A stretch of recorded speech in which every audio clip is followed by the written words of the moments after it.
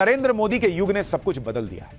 आज भारत इस मजबूत स्थिति में है कि पीएम मोदी ने ब्रिटेन की बैंक में रखा भारत का 100 टन गोल्ड, 100 टन सोना वापस मंगवा लिया नरेंद्र मोदी ने। यह है नए भारत की ताकत बॉस, कि दिया था जब गरीब थे, दिया था जब कमजोर थे, अब भारत मजबूत अल्लाह वापस कर। विदेशी बैंक से अपना गोल्ड वापस लाना कोई मामूली बात नहीं है।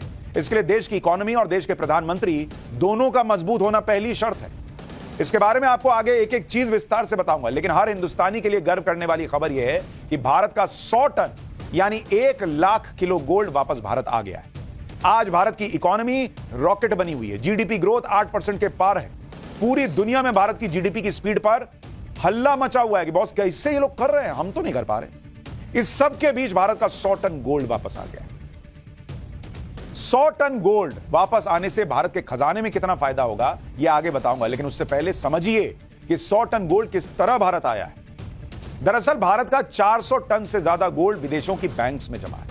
उसमें से 100 टन गोल्ड आरबीआई यानी रिजर्व बैंक ऑफ इंडिया ने वापस भारत मंगा लिया है। आसान भाषा में कहूं तो भारत का गोल्ड अब अंग्रेजों की तिजोरियों में नहीं बल्कि भारत की तिजोरी में रखा जाएगा। यह 100 टन गोल्ड लंदन में मौजूद बैंक ऑफ इंग्लैंड से मंगवाया गया है। भारत का 200 टन से ज्यादा गोल्ड ब्रिटेन की बैंक ऑफ इंग्लैंड और स्विट्जरलैंड की बैंक ऑफ इंटरनेशनल सेटलमेंट्स में जमा है। 1991 के बाद देश में यह पहला मौका है, 91 के बाद पहला मौका, जब 100 टन गोल्ड भारत लाया गया है। आप देखिए कि पिछले 33 सालों में कोई भी सरकार इतनी हिम्मत नहीं जुटा पाई कि विदेशों में जमा भारत का सोना गोल्ड वापस ला सके। नरेंद्र मोदी की सरकार ने करके दिखाया। आपको जानकर हैरानी होगी कि 1962 से 1968 के बीच में नेहरू और इंदिरा सरकार के दौर में गोल्ड को लेकर ऐसा कानून बनाया गया कि 1991 आते आते भारत की इकोनॉमी डूबने के कगार पर आ गई। भारत के पास विदेशों से सामान मंगाने के लिए पैसे खत्म हो गए।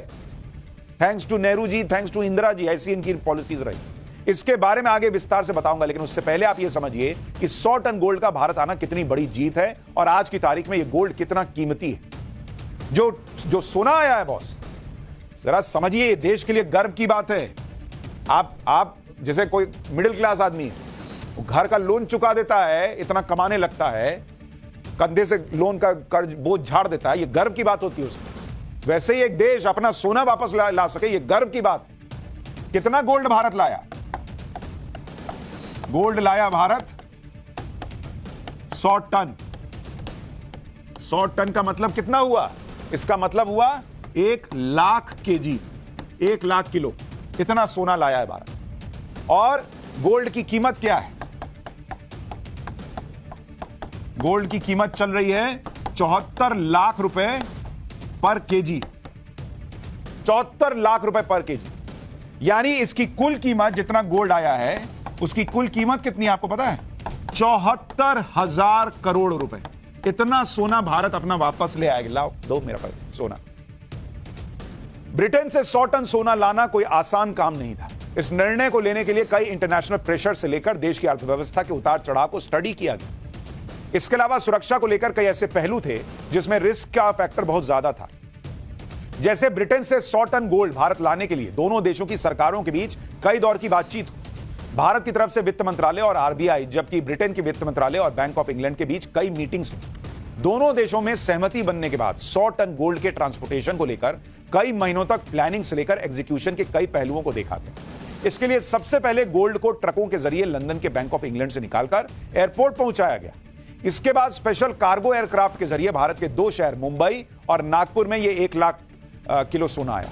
लंदन से लेकर मुंबई और नागपुर तक जबरदस्त सिक्योरिटी के इंतजाम किए गए।